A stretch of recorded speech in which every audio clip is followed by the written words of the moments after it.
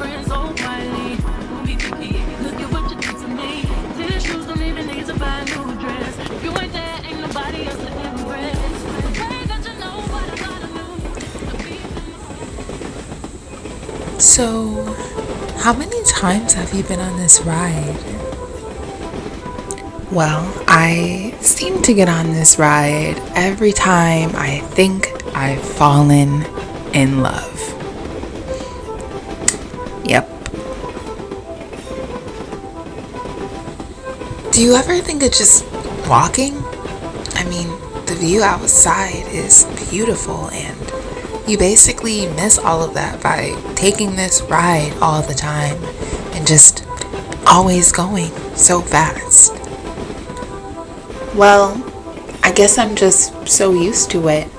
And I mean, what's the harm in going fast? Like, yeah, I miss some beauty along the way, but the destination is nice too, right?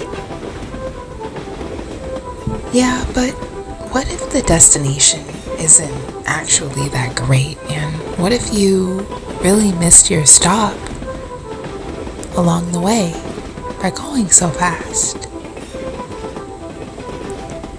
Well, I haven't stopped to collect stones or pick flowers in such a long time. And I do want to know what else is out there to explore. You got a point.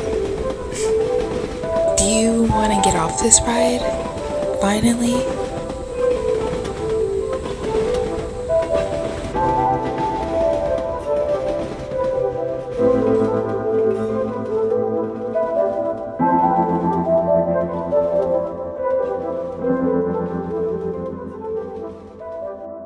Here is where I can build from scratch. No going too fast and no strings attached. Out here is where my imagination will run free. No man to despise me because of his jealousy. Out here is where I can always reach God. In his purest creations, I'll overcome any odds.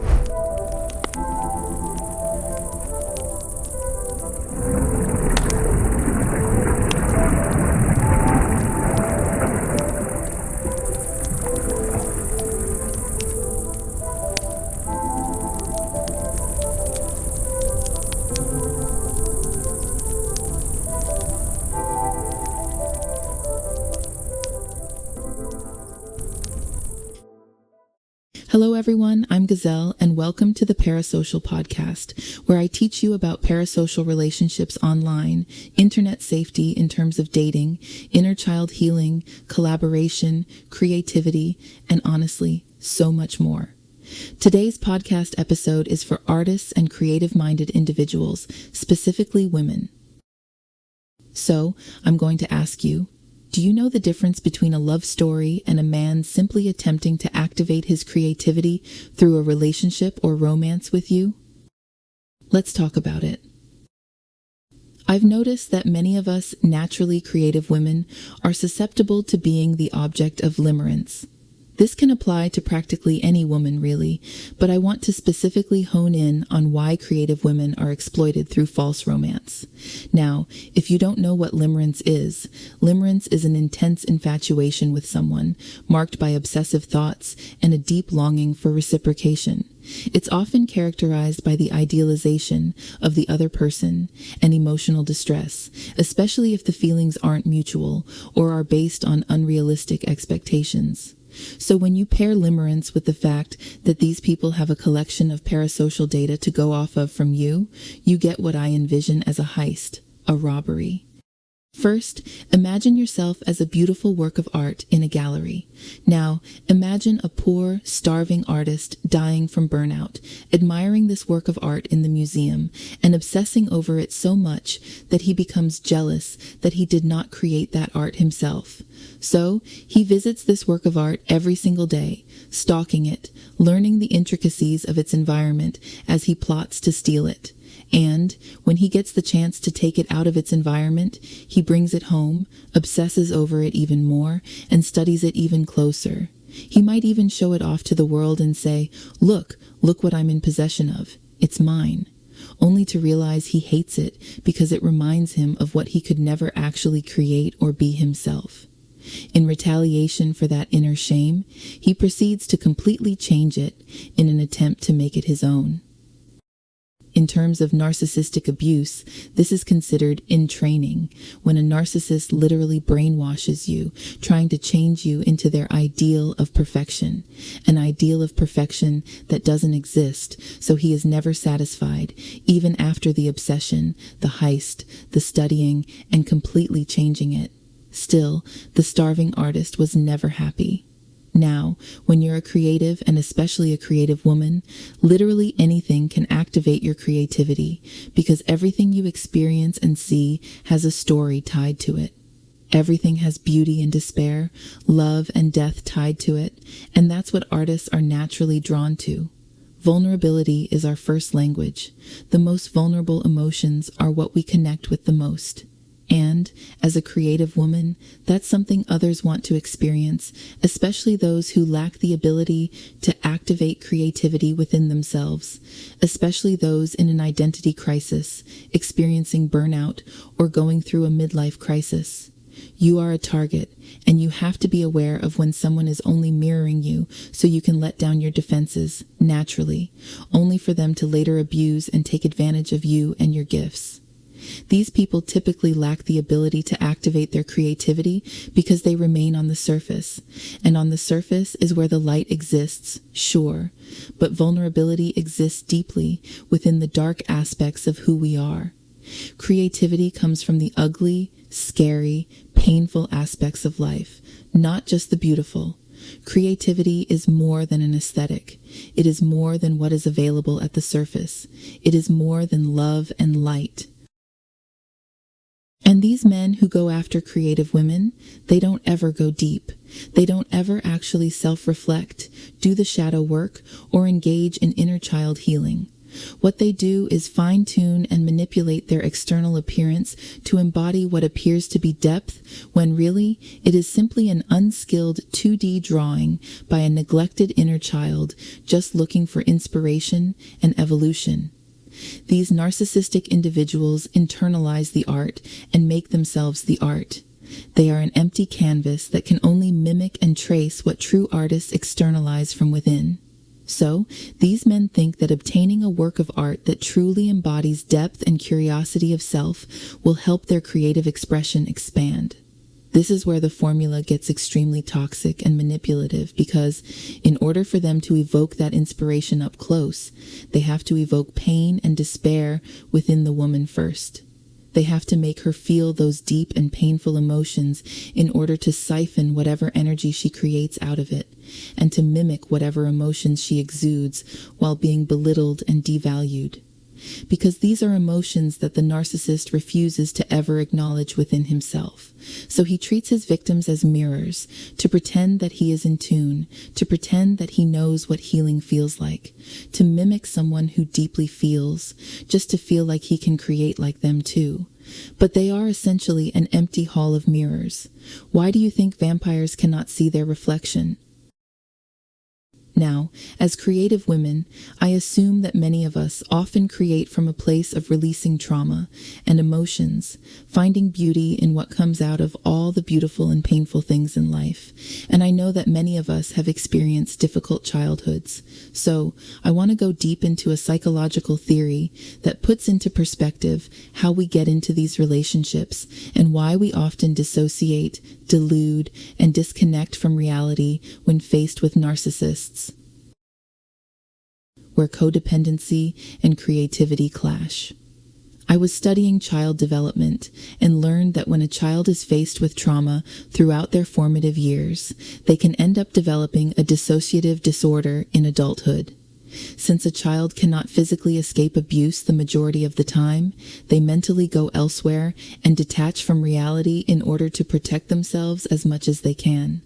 This is a form of mental survival, and often why many of us cannot remember the majority of our childhood, because we spent so much time not being present. As an adult, whenever we experience pain, fear, or discomfort, especially from a loved one, instead of knowing how to work through it or even leave the abuse, since we are creatures of habit, we dissociate again in order to mentally escape while being frozen in fear.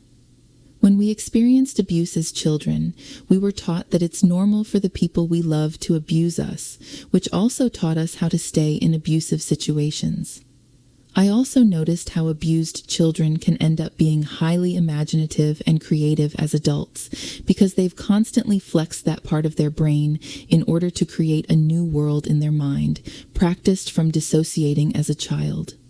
This isn't really positive either because people like this find it very hard to ground themselves and be a part of society or reality. They end up being hermits, can struggle with socializing, and can also pick up addictions much easier. Tie in autism and neurodivergency, and now we also have a mixture of someone who dissociates and has also lived a life of masking, even outside of traumatic experiences. This is a topic I'd love to dive deeper into in a later podcast. So altogether, when you mix this type of person with someone narcissistic who can take advantage of somebody who is already very much equipped to dive into fantasies, masking, people-pleasing, and idealizing as a coping mechanism, you get an extremely poisonous and traumatic concoction. Narcissists thrive on distorting your reality. So when you go into that dissociative state, you're essentially helping them break you down, all while you watch outside of yourself as if it's just a twisted fairy tale happening in your mind or on television and not to you, instead of recognizing the real-life abuse happening to your spirit. They are literally molding you into a new person, totally against your will, while you're too frozen in delusion to fight back. So the moment the abuse kicks in, boom, you're stuck in their web of lies, going along with their fantasy and allowing them to edit your spirit into someone unrecognizable, completely idle from the reality of what's actually going on. Hyper-imaginative people are susceptible to being brainwashed, especially through parasocial relationships, because their trained self-defense is to fawn, to idealize the trauma into a peaceful fantasy, to idealize the abusers as the heroes, and to revert back to how their younger self would cope. Essentially forgetting that we have the absolute power to leave these narcissistic, energetic vampires alone. We do not have to get on this ride every time we think we've found the one. We do not have to go fast, and we do not have to become idle in the dark. We can leave. We can find side quests, friendships, and places in the world that feed our creativity in a way that teaches us how to blossom, and not in a way that redundantly teaches us to shield ourselves.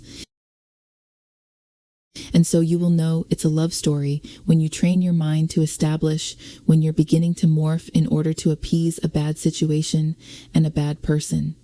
You will know it's a man who's after your creative energy when you take your time, because eventually his mask will fall, his mirrors will break, and you will save yourself from that addictive rush of going too fast.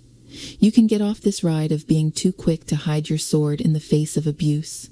Instead, you learn to use it as an actual defense against abusive people, instead of a shovel to dig yourself deep into a hole of despair. Arm yourself with discernment and patience, and give yourself permission to take yourself seriously as an artist, so you don't go out on traumatic side quests thinking that it's a love story when, in reality, you've fallen into another narcissistic fantasy that appeases your hyper-imaginative addictions. You also have to get extremely comfortable with following your intuition, because the way your body dysregulates and goes into protection mode is not something you lean into to keep on doing, but something you recognize as a warning sign to abort mission instead of continue on that way, stuck in protection mode. And this means that you can no longer live to please people who are terrible to you. They are not your parents who your inner child seeks love from, and they have absolutely no authority over your spirit or self-worth. Let them down and reclaim your mind and autonomy. Do not grant anyone access to you if you have to go in defense mode to exist around them. Also, understand that your art doesn't only become animated when you have a partner in the picture. Your creativity exists without romance and idealization. Your creativity exists without trauma and tribulation. Your inner child awaits the day you experience what it's like to create out of pure love and joy. Thank you for tuning in to the Parasocial Podcast. I hope this touches the heart and mind of anyone stuck in this cycle of trauma and abuse. I hope you find the strength to get off that ride, take your time walking to your destination, and focus so much on you and your journey that you can recognize a web of lies from any distance. I'd love to hear about your experiences that resonate with today's podcast, and if you're ready to make this change in your life where you orient your healing around recognizing your toxic coping mechanisms. I know it takes practice, and sometimes we simply have to learn the hard way, but know that God will never keep you lost, and there's always a chance for you to experience waves of renewal that push you closer to the shore of who you truly are at your core. See you next time.